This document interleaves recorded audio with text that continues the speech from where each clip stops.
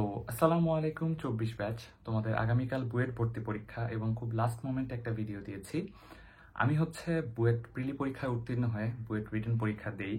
তবে বুয়েট রিটেনে 6000-এর মধ্যে আমি 2000 জনের মধ্যেও নিজের নামটা রাখতে পারিনি। তো জাস্ট আমি আমার কিছু এক্সপিরিয়েন্স এবং অ্যাজ আ ফেইল স্টুডেন্ট হিসেবে তোমাদের কাছে কিছু কথা শেয়ার করব, যেটা চাইলে তোমরা শুনতে পারো, চাইলে স্কিপ করতে পারো। আমি পরীক্ষার হলে প্রথম যখন বুঝছিলাম যে আমার চান্স হয়নি কেন, সেটা হচ্ছে আমি পারা জিনিস অ্যান্সার করতে পারিনি। তোমরা একদিন বা যদি ভিডিওটা শোনার পরেও একটু সময় থাকে, চেষ্টা করবা সহজ সহজ সূত্রগুলো একটু দেখার। এই কথাটা বাদ দিলাম। নেক্সট যাই, পরীক্ষার হলে কি করবা। পরীক্ষার হলে কখনোই কোনো ম্যাথ নিয়ে এক্সপেরিমেন্ট করতে বসবা না। কেন জানি পরীক্ষার হলে একটা সমস্যা ক্রিয়েট হয়।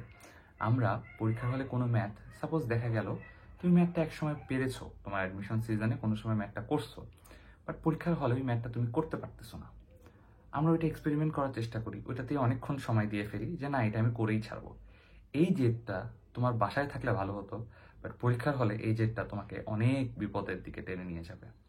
এই জেদটা ছাড়তে হবে। যেই ম্যাথটা তুমি বর্ষাতেই 2-3 মিনিটে পেরে যাচ্ছ, সেই ম্যাথটা করো, সেই ম্যাথটাই অ্যান্সার করো, পরেরটাই স্কিপ মুভ অন করো। যেটা পারতেছো না প্রথম রাউন্ডে সেটা বাদ দাও। পরে যখন তোমার সব পারা ম্যাথ শেষ, যে সব পারা কাট টু কাট মার্ক উঠবে, 10-এ 10, 10-এ 9, 20-এ 20 এরকম মার্ক উঠবে, তারপরে তুমি ব্যাক করবা সেই ম্যাথে, যেই ম্যাথগুলো তোমার মনে হচ্ছে একটু একটু পারি বা একটু একটু সময় লাগবে। মেইন কথা, যেগুলো একটু একটু সময় লাগবে সেই ম্যাথগুলোতে ফিরবা। সেই ম্যাথগুলো ফেরার পরে তুমি সেগুলো যখন সলভ করবা, দেন তুমি একটু বেশি সময় লাগবে সেটাতে যাবা। শেষে আমি একটা সাজেশন দেই, সেটা হচ্ছে যে যেহেতু রিটেন পরীক্ষা, যেহেতু নেগেটিভ মার্ক নেই, তোমার হাতে যদি সময় থাকে, যে সব ধরনের নাম্বার তোলা তোমার শেষ, এখন তোমার হাতে সময় আছে, তুমি নাম্বার না তুলে বসে থাকবা কেন? কোনো একটা ম্যাথ পারো না, সূত্র লিখে দিয়ে আসো ভাই।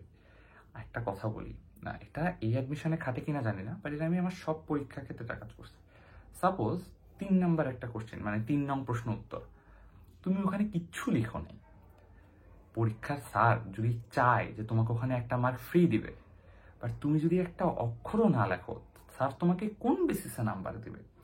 বাট সাপোজ তুমি ওখানে একটা সূত্র বা অনেকগুলো সূত্র লিখে দিয়ে আসলা যে এই সূত্র ইউজ করতে হবে, দেন আমি এটা পাবো, বাট তুমি কোনো একটা কিছু ভুলে গেছো মাঝখানে, যেটা ভুলে গেছো ওটা বাদ দিছো, বাট যা মনে আছে সবগুলা লিখে দিয়ে আসছো। অ্যাটলিস্ট স্যারকে বুঝাইতে যদি পারো বা স্যারের মন যদি ভালো থাকে, এটা আমার থিওরি, এটা বইটা হয় কিনা আমি জানি না, বাট এটা অ্যাজ আ হিউম্যান তোমাকে নাম্বার দেওয়ার তো একটা জায়গা রাখতে হবে, তাই না? তুমি একবারে সাদা রেখে আসবা কেন? তোমাকে নাম্বারটা দিবে কোথায়, কোন বেসিসে দিবে? তুমি তো কিচ্ছু লিখো নাই, তোমাকে কেন মাকনা নাম্বার দিবে? তো লাস্ট মোমেন্টে যখন তুমি বসে আসো, এই কাজগুলো বাদ দিবা কেন? করে ফেলো। পরীক্ষার হলে মাথা ঠান্ডা রাখবা। অনেকগুলো এক্সাম দিছো তোমরা, মাথা ঠান্ডা রাখার কথা আমি বারবারই বলি। কেমিস্ট্রি সোজা জিনিস, কেমিস্ট্রি চেষ্টা করবে ভালো নাম্বার তোলার। ম্যাথ ফিজিক্সে আটকায় গেলে, পরীক্ষায় যদি খুবই পরিমাণে আটকায় যাও, প্যানিক করার কিছু নেই, বেস্ট দিয়ে আসবা। আর সেকেন্ড কথা হচ্ছে, আমি আমার ভুল যদি বলি যে পরীক্ষার হলে কোনো ভুল করছি কিনা, আমি পরীক্ষার হলে তেমন ভুল মনে করি না। আমার রিটার্নের প্রিপারেশন আগে থেকে একটু উইক ছিল। সো আমি নতুন করে আর কিছু বলবো না, এতটুকুই বলবো যে বুঝতে পারবা তুমি যে তোমার চান্স কতটুকু হচ্ছে বা না হচ্ছে, এটা তুমি বুঝতে পারবা যে তোমার পরীক্ষায় প্রশ্ন অ্যান্সার করা নিয়ে। যখন দেখবা তুমি তোমার কোশ্চেন ব্যাংকে ম্যাথ পারতেছো না, তখন বুঝে যাবা যে তোমার ফলাফল কি দাঁড়াচ্ছে। আর যখন দেখবা যে পারতেছো, অনেক কিছুই পারতেছো, তখন তুমি বুঝে যাবে আসলে। So best of luck everyone, ভালো মতো পরীক্ষা দাও। তোমরা সবাই ব্রিলিয়েন্ট স্টুডেন্ট, তোমরা একটা স্টেজ পার করে এখানে আসছো। যারা আসো নাই তারা যে খুবই খারাপ তা না, আমার এরকম অনেক এক্সাম্পল আছে। So best of luck everyone, যারা কালকে পরীক্ষা দিবা, ঠান্ডা মাথায় পরীক্ষা দাও। এই রিটেন প্রসিডিওর সব জায়গায় কাজে লাগতে পারে। সো আসসালামু আলাইকুম, দেখা হবে নেক্সট কোনো ভিডিওতে।